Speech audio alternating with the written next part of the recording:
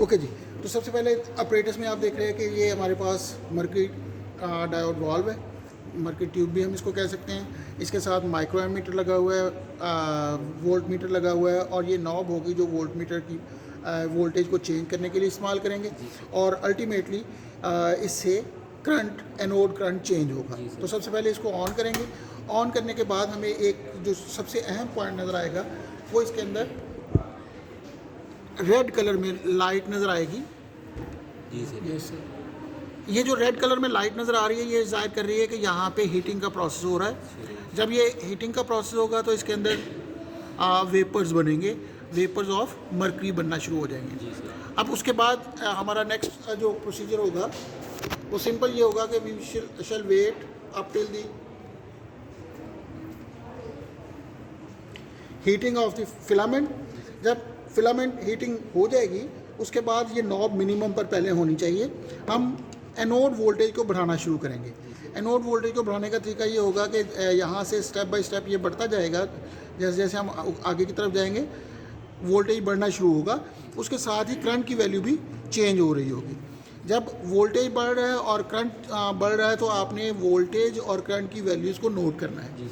अब चूंकि हमारे पास यहाँ पे माइक्रो एम्पेयर्स अगर गौर करें ना स्लोली बढ़ रहे हैं एज़ कम्पेयर टू वोल्टेज, तो ये मुश्किल होगा कि हम ग्राफ बनाने के लिए वोल्टेज के अगर रखें इक्वल, तो उस सूरत में हमारे पास करंट को नोट करना मुश्किल होगा क्योंकि वो दरमियान में भी हो सकती है सुई।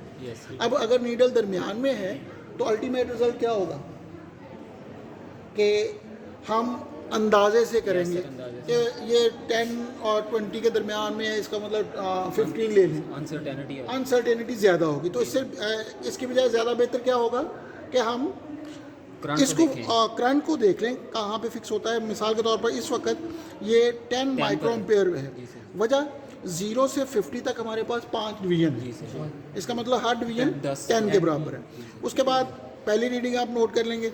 उसके बाद वोल्ट मीटर पर इस वक्त रीडिंग 0 से 5 तक 5 वैल्यूज़ हैं, तो इसका मतलब 2 वोल्ट है। अब उसके बाद हम इसको लेके जाते हैं 20 के ऊपर। करंट अगर देखें तो 20 पे आ गया, और 20 पे करंट होने का मतलब ये होगा कि हमारे पास यहाँ पे रीडिंग, अब देखें ये 5 से थोड़ी सी पीछे है, लेकिन अगर मैं इसको पूरे 5 पे भी कर लूँ तो वो 20 पर ही है क्योंकि उसकी जो वेरिएशन है वो ज़्यादा स्लो है। तो अब इसके बाद ये हमारे पास दूसरी रीडिंग आ जाएगी। इसके बाद इसी तरीके से हम उसको 30 पे ले जाएं।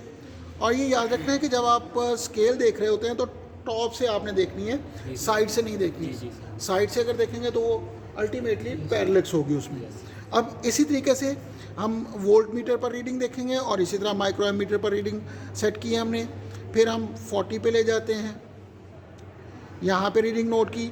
उसके बाद इसी तरह 50 पे रीडिंग हमने नोट की। तो ये इस वक्त तकरीबन 10 से ज़्यादा हो गई है वैल्यू, और हमारे पास इस वक्त 50 के ऊपर माइक्रो एम्पेयर में वैल्यू है। अब यहाँ से मैं वैल्यू चेंज करता हूँ। अगर गौर करें कि मैंने स्लाइटली चेंज किया वोल्ट को, और reading on the ammeter वो यकदम बढ़ गई है। तो इसका मतलब ये है कि अगर मैं यहाँ से और चेंज करूँ तो ये आउट ऑफ स्केल जाना शुरू हो जाएगी, जबकि वोल्टेज पर कोई फ़र्क नहीं पड़ रहा। तो ये वो स्टेज है जहाँ पे हम कह सकते हैं कि आयोनाइजेशन हो चुकी है। तो V और I के दरमियान लॉग लेने के बाद हम इसका ग्राफ प्लॉट करेंगे। अगर आप डायरेक्ट भी ग्राफ प्लॉट करेंगे तो आपको जो जहाँ पे शूट नज़र आएगा which is in between 10 and 11, वो हमारे पास असल में इसका आयोनाइजेशन पोटेंशियल होगा। समझ आ गई बात? इसमें कुछ चीज़ पूछने वाली है? Very good. तो इसको